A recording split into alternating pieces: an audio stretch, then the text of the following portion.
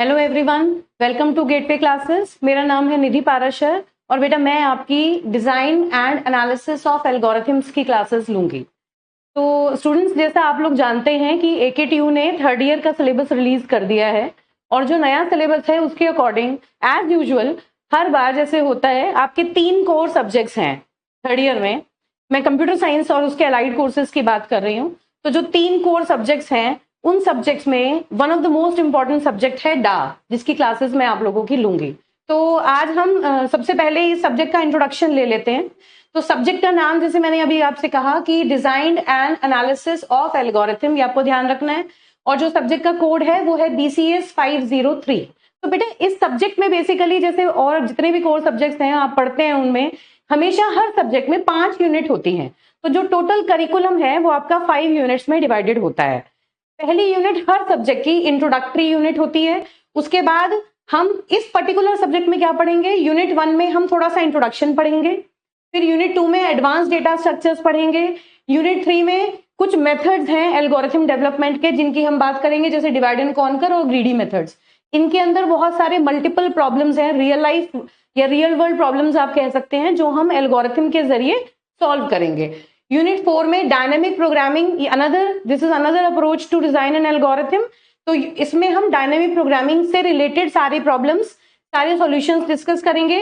और यूनिट 5 में कुछ सिलेक्टेड टॉपिक्स हैं जिनके ऊपर हम बात करेंगे। तो ये तो ब्रॉड ओवरव्यू हो गया, जैसे आप किसी भी सब्जेक्ट में पढ़ते हैं तो उसमें 5 यूनिट्स होती हैं, तो इस तरह से ये 5 यूनिट यहाँ पर डिवाइडेड होंगी। अब इन 5 यूनिट्स में इंटरनली अगर हम सब्जेक्ट को समझें तो आप सबसे पहले इंपॉर्टेंट क्या है, आप सब्जेक्ट का नाम पढ़ें, design and analysis of algorithm. अब ये यहां पर 3 कीवर्ड्स हैं जो इस सब्जेक्ट के नाम में हैं। पहला है डिजाइन, दूसरा कीवर्ड है एनालिसिस और तीसरा है एल्गोरिथम। देखो बेटा, कोई भी सब्जेक्ट पढ़ने से पहले हमें यह पता होना चाहिए कि वो पर्टिकुलर सब्जेक्ट हम पढ़ क्यों रहे हैं, what is the importance of that subject in our engineering courses. तो इसे समझने के लिए सबसे पहला इंपॉर्टेंट कीवर्ड जो जिससे आप ऑलरेडी फेमिलियर हैं वो है एल्गोरिथम। ये बात आप जानते हैं एल्गोरिथम क्या होता है। देखिए, जब आप फर्स्ट ईयर में पढ़ रहे थे तो फर्स्ट ईयर में आपने प्रोग्रामिंग पढ़ी, सी प्रोग्रामिंग, PPS नाम का सब्जेक्ट पढ़ा, जिसमें कि एल्गोरिथम का थोड़ा सा इंट्रोडक्शन आपने वहां पर पढ़ रखा है कि लाइक एल्गोरिथम होता क्या है, एल्गोरिथम की क्या क्या प्रॉपर्टीज होती हैं। बेसिक छोटे छोटे एल्गोरिथम आपने वहां पर बनाए थे, जैसे 2 नंबर को ऐड करने का आपने एक एल्गोरिथम लिखा था, इफ एल्स कंस्ट्रक्ट्स के एल्गोरिथम्स लिखे थे, फैक्टोरियल कैलकुलेट करने के एल्गोरिथम लिखे थे, और वो उनके करस्पॉन्डिंग आपने फ्लो चार्ट पढ़े थे। बस इतना आपने PPS में एल्गोरिथम के बारे में जाना था। फिर जब आप लोग सेकेंड ईयर में आए तो वहां पर आपने डेटा स्ट्रक्चर एक सब्जेक्ट पढ़ा जो बहुत इंपॉर्टेंट कोर सब्जेक्ट था। उस सब्जेक्ट में भी आपने बहुत सारे एल्गोरिथम्स पढ़े, डिफरेंट टाइप की प्रॉब्लम्स के एल्गोरिथम्स हमने वहां पर लिखे थे। अब जब डेटा स्ट्रक्चर हमने पढ़ लिया, अब थर्ड ईयर में हम ये सब्जेक्ट पढ़ रहे हैं design and analysis of algorithm. तो सबसे पहली इंपॉर्टेंट बात यह है कि हमें यह समझना पड़ेगा कि इस सब्जेक्ट में हम ऐसा क्या पढ़ेंगे जो आज तक हमने कवर नहीं किया, मतलब what is the importance of this particular subject in our curriculum. तो उसे समझने के लिए बेटा अभी तक आपने सिर्फ एल्गोरिथम्स, बेसिक एल्गोरिथम्स पढ़े हैं, है ना। आपने सिर्फ एल्गोरिथम को डिजाइन किया है कि आपको कोई प्रॉब्लम दी और आपसे कहा जाए कि आप इस प्रॉब्लम का एल्गोरिथम लिखिए, तो आपने क्या किया, स्टेप बाय स्टेप उसका एक सॉल्यूशन बना दिया। एल्गोरिथम क्या होता है बेसिकली, जो हम अभी तक पढ़ते आए हैं, algorithm is basically a step by step solution to a particular problem. तो हमें अभी तक एल्गोरिथम की यही अंडरस्टैंडिंग है कि अगर कोई हमें प्रॉब्लम दी जाएगी तो हम उसका step by pen and paper पर, हम कंप्यूटर इंप्लीमेंटेशन की बात नहीं करते। जब भी हम एल्गोरिथम की बात करते हैं हम ये सोचते हैं कि हम पेन पेपर पर उस पर्टिकुलर प्रॉब्लम का स्टेप बाय स्टेप एक सॉल्यूशन बना देंगे, है ना। तो अब उस प्रॉब्लम का स्टेप बाय स्टेप जो सॉल्यूशन जो अभी तक हमने बनाया, हमने फर्स्ट ईयर सेकेंड ईयर में यही काम किया। अब हम कुछ भी बना सकते थे, मतलब एक पर्टिकुलर प्रॉब्लम के हम मल्टीपल तरह के सॉल्यूशंस बना सकते हैं, लेकिन अभी तक हमसे ये किसी ने नहीं कहा था कि आप एफिशिएंट एल्गोरिथम बनाइए या बेस्ट एल्गोरिथम जनरेट कीजिए। तो अब हमें क्या समझना है कि हमें कोई प्रॉब्लम दी गई, उस प्रॉब्लम का हमें एल्गोरिथम डिजाइन करना है और मोस्ट इंपॉर्टेंटली एक एफिशिएंट एल्गोरिथम डिजाइन करना है। तो अब हमारा फोकस सिर्फ सॉल्यूशन बनाने पर नहीं होगा, अब हमारा फोकस होगा कि हम बेस्ट एल्गोरिथम बना के दें, ऐसा एल्गोरिथम जो कम से कम टाइम ले एग्जीक्यूशन में। अगर हम उसे किसी प्रोग्रामिंग लैंग्वेज का यूज करके इंप्लीमेंट करें तो मिनिमम टाइम में वो एल्गोरिथम एग्जीक्यूट हो पाए, और दूसरा वो जब हम उसे कंप्यूटर पे चलाएं तो कंप्यूटर के मिनिमम अमाउंट ऑफ रिसोर्सेज वो ले। जैसे सिंपलेस्ट रिसोर्स की हम बात करें तो मेमोरी एक सबसे छोटा रिसोर्स है जिसकी हम बात करते हैं कि कम से कम मेमोरी हमारा जो प्रोग्राम है जब इंप्लीमेंटेशन के फॉर्म में आए तो वो कम से कम मेमोरी एक्वायर करे और जल्दी से जल्दी रिजल्ट दे दे, जल्दी से जल्दी आउटपुट दे दे। तो जो मेन इंपॉर्टेंट काम है हमारा वो ये है कि हमें नए एल्गोरिथम डिजाइन करने हैं, अलग अलग टेक्निक सीखनी है, कितनी तरीके से हम एल्गोरिथम्स को बना सकते हैं, एक ही प्रॉब्लम के मल्टीपल सॉल्यूशंस, मल्टीपल टाइप के सॉल्यूशंस हम बना सकते हैं, लेकिन उनकी डिजाइन स्ट्रैटेजीज अलग अलग होंगी।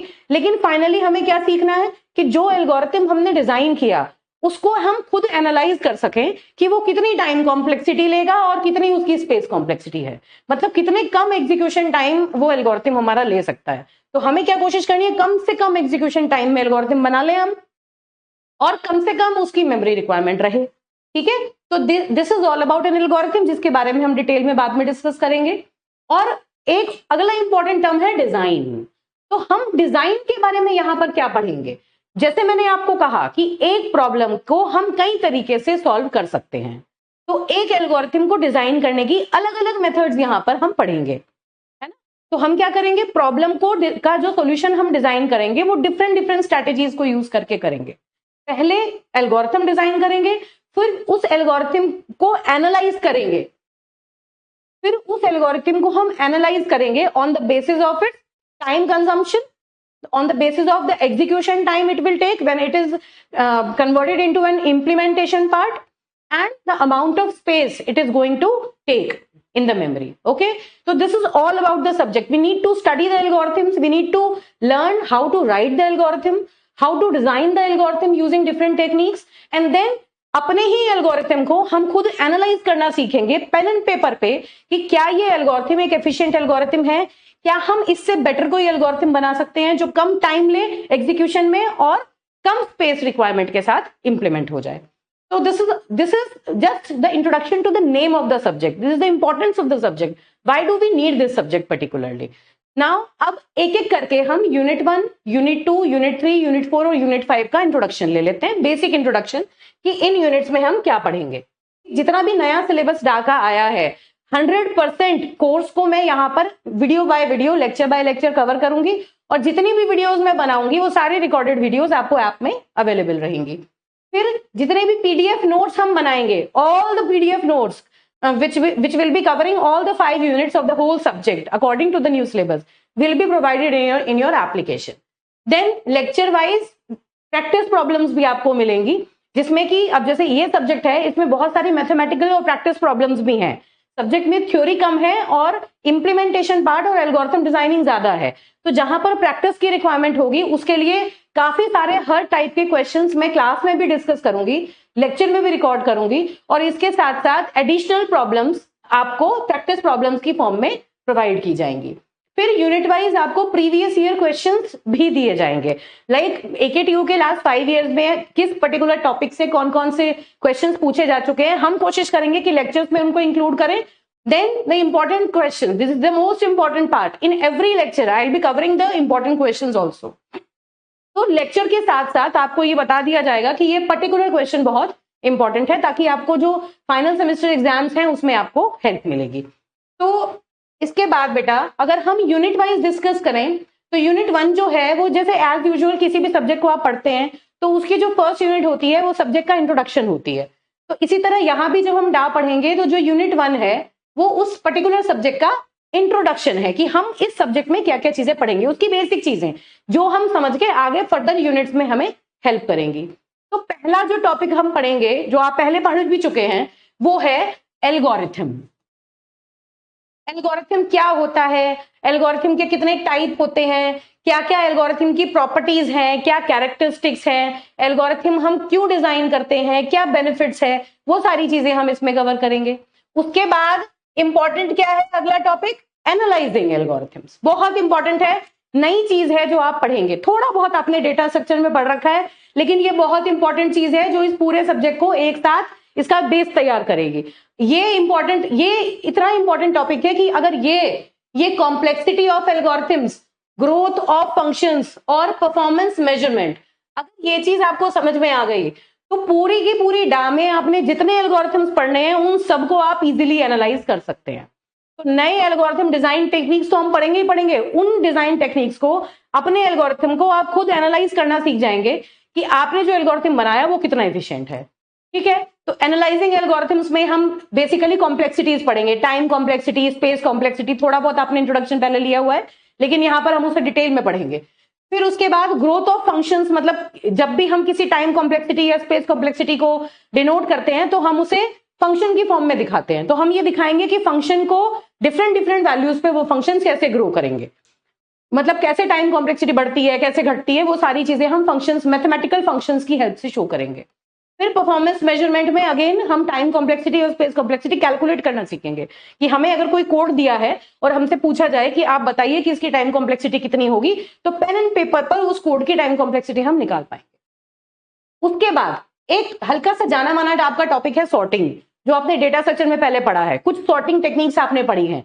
अगेन यहां पर हम वो सॉर्टिंग टेक्निक्स रिपीट भी करेंगे और साथ में उनके जितने भी डिफरेंट टाइप के एल्गोरिथम्स हमने बनाए थे उन एल्गोरिथम्स को ऑप्टिमाइज करके उन्हें एनालाइज करेंगे कि उनकी टाइम कॉम्प्लेक्सिटी हम कैसे रिड्यूस कर सकते हैं, किस किस केसेस में क्या क्या टाइम कॉम्प्लेक्सिटीज वो जनरेट करेंगे, ताकि हम ये चूज कर पाए। देखिए बेटा, हमारे पास बहुत सारे सॉर्टिंग एल्गोरिथम्स हैं भाई, हमने मान लो 10 टाइप के सॉर्टिंग एल्गोरिथम्स पढ़े, काम क्या कर रहे हैं वो सारे, काम तो वो एक ही कर रहे हैं। मान लीजिए आपने 10 एलिमेंट का कोई एरे बना दिया, तो हर सॉर्टिंग एल्गोरिथम उस पर्टिकुलर एरे को या तो असेंडिंग ऑर्डर में या डिसेंडिंग ऑर्डर में सॉर्ट करने का काम करता है ना। सॉर्ट करने का मतलब क्या है कि एक पर्टिकुलर इंक्रीजिंग ऑर्डर या डिक्रीजिंग ऑर्डर में उसे अरेंज करेगा। तो यहां पर जितनी भी टेक्निक्स आप पढ़ेंगे उनके एफिशिएंट एल्गोरिथम कैसे डिजाइन करने हैं और मोस्ट इंपॉर्टेंटली उनको एनालाइज कैसे करना है, ये हम सीखेंगे। उसके बाद ये कुछ नई सॉर्टिंग टेक्निक्स हैं, शेल सॉर्ट, क्विक सॉर्ट आप पहले पढ़ चुके हैं, मर्ज सॉर्ट थोड़ा सा आप पढ़ चुके हैं, हीप सॉर्ट का शायद थोड़ा सा इंट्रोडक्शन ले लिया होगा। फिर उसके बाद मल्टीपल टाइप की जो सॉर्टिंग्स हम पढ़ेंगे, जैसे कि सॉर्टिंग इन लीनियर टाइम, ये एल्गोरिथम्स आपने पहले नहीं पढ़े हैं।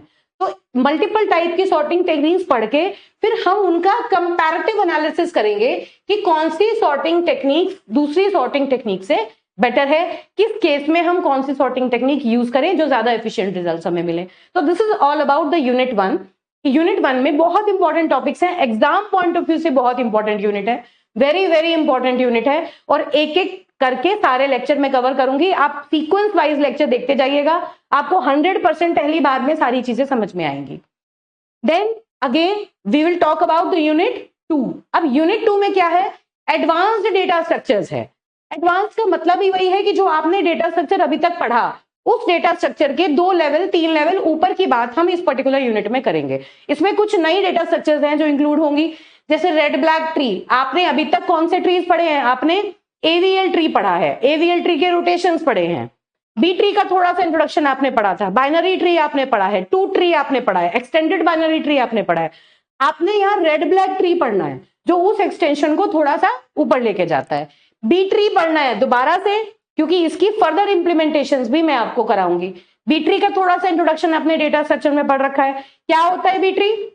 B tree is basically height balance tree, balanced M way search tree, that is B tree. इसके बारे में हम यहाँ डिटेल में डिस्कस करेंगे, जैसे red black tree, B tree क्या होते हैं, इनकी क्या प्रॉपर्टीज होती हैं, किस तरह से ये डिजाइन किए जाते हैं, अगर कुछ नोड्स आपको दिए हैं तो हम उससे ट्री कैसे बना सकते हैं, एक बने बनाए ट्री में हम नए नोड कैसे इंसर्ट कर सकते हैं, किसी पर्टिकुलर नोड को अलग अलग लोकेशन से डिलीट कैसे कर सकते हैं, ये सारी चीजें हम इसमें कवर करेंगे।